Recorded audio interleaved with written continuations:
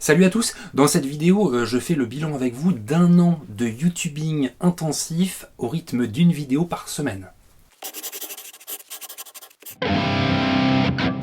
Voilà, pour commencer, une petite mise en contexte, parce que le public de cette vidéo risque d'être différent de mon public habituel. Je m'appelle Romain Morlot, je suis éditeur indépendant à mi-temps, c'est-à-dire que je suis salarié la moitié de la semaine et l'autre moitié de la semaine je me débrouille tout seul pour gagner des sous pour manger. Donc je crée des livres, je les fais imprimer et j'essaie de les vendre et j'utilise YouTube pour faire la promo de cette activité-là. Donc voilà, donc c'est pas de la promo directe, c'est-à-dire que j'essaie de créer du contenu qui soit ou intéressant et ou amusant, avec en fin de vidéo un petit rappel vers mon site web en espérant que mes followers achèteront mon contenu. Donc moi je vise une niche de gens qui sont des guitaristes plutôt autodidactes, plutôt ouverts d'esprit et qui n'ont pas trop envie de se prendre la tête. En juillet 2018, ça faisait quelques années déjà que je faisais du YouTube, mais une petite vidéo par-ci, une petite vidéo par-là, pas de rythme particulier. J'avais un peu plus de 3800 abonnés. Sur les bons conseils de Gary Vaynerchuk, si vous créez du contenu sur les réseaux sociaux et que vous espérez pouvoir agrandir un petit peu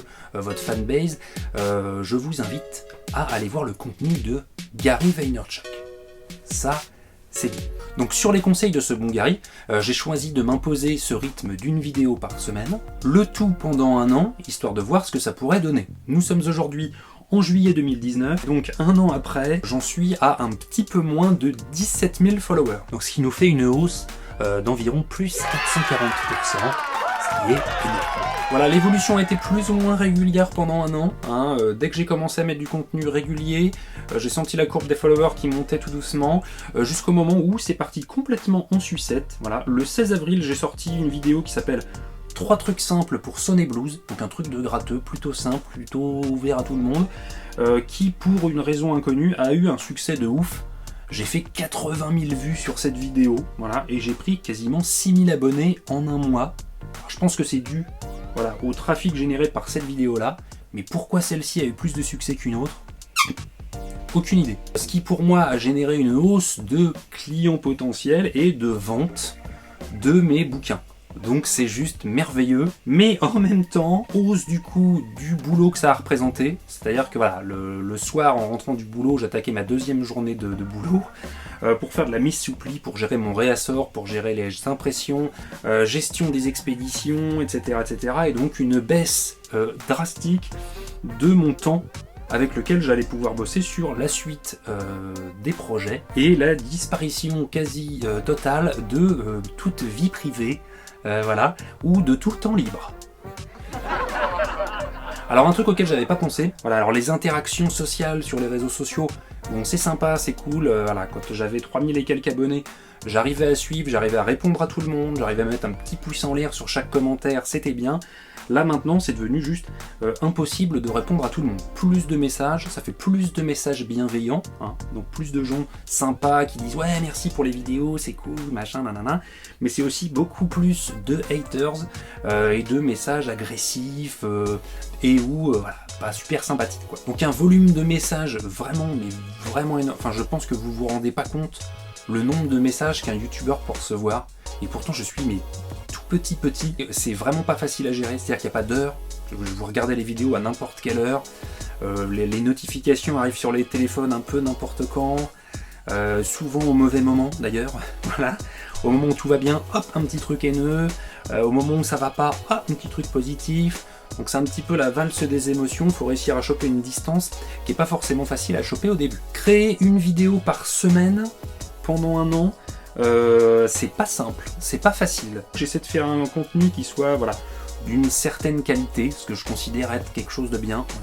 Je veux pouvoir avoir le temps de trouver un thème intéressant toutes les semaines, trouver le temps de le traiter comme il faut, faire un petit peu de recherche, faire des essais, faire ce genre de choses. Pas simple par exemple si vous voulez prendre une semaine de vacances, ou si vous avez des obligations professionnelles pendant une semaine ou deux, faut anticiper la création de vos vidéos. Donc je me suis retrouvé à faire 2 ou 3 vidéos par semaine parfois pour prendre de l'avance sur un planning qui était booké pour les semaines d'après. Donc on se sent vite isolé, on se sent vite le nez dans le guidon, c'est pas forcément facile non plus Donc en toute transparence, là tout mis bout à bout, entre le boulot que ça a généré, c'est positif mais c'est beaucoup de travail, le nombre de messages que ça a généré aussi, plus le rythme qu'il faut réussir à tenir et tout.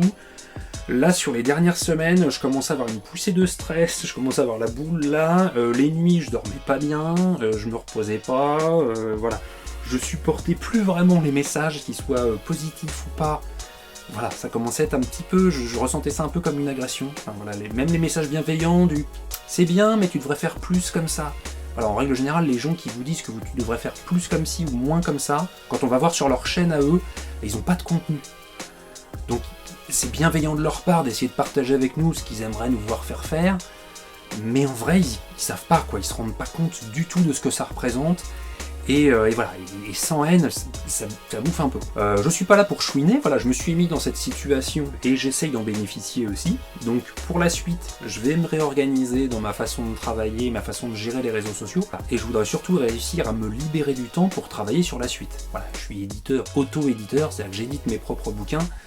Ça fait 1 an que j'ai pas trouvé le temps de pouvoir travailler sur mon prochain bouquin. Donc j'ai plein d'idées en tête, ça c'est pareil, ça me remplit un peu le cigare, mais j'ai absolument pas le temps de travailler en dur sur ce que ça va devenir, quoi. Et je veux pouvoir me libérer du temps là-dessus. Alors si tu te poses la question, 17 000 abonnés pour vivre de YouTube par les placements publicitaires, les pré-rolls et compagnie, c'est pas suffisant. Hein, voilà. 17 000 abonnés, moi ça me permet de me faire à peu près 80 balles, 100 balles par mois de revenus publicitaires. Hein, autant vous dire qu'on mange pas avec ça. Moi, ce sont les ventes de mes bouquins, donc mon activité d'éditeur indépendant dont je fais la promo sur YouTube, qui me permettent de manger. Donc cette année de YouTube, c'était très intense, à beaucoup de niveaux, dans le positif et dans le négatif aussi, c'était assez difficile aussi, mais en même temps passionnant. Ça a m'amené d'autres trucs que j'avais absolument pas prévus, vraiment. Des trucs cool, par exemple, se faire reconnaître dans la rue ou dans les magasins. Il y a quelques temps, je me baladais, on est venu me voir, ouais, t'es Romain, le Guitar Cookbook, on peut faire une photo et tout, quoi. C'est à la fois super chelou, mais en même temps super cool, mais en même temps super flippant. Et le deuxième truc super cool qui est arrivé récemment, c'est que je me suis fait repérer par des industriels. Au moment où vous verrez cette vidéo, je serai en Allemagne. Voilà, c'est un grand importateur français de matériel audio qui m'envoie en Allemagne tout frais payé chez un manufacturier d'ampli pour la sortie de leur nouvel ampli. Donc voilà, ça ne rapporte pas de sous, mais c'est des contacts, c'est du réseautage, c'est du serrage de louche et c'est peut-être une graine à planter pour l'avenir pour de futures opportunités professionnelles.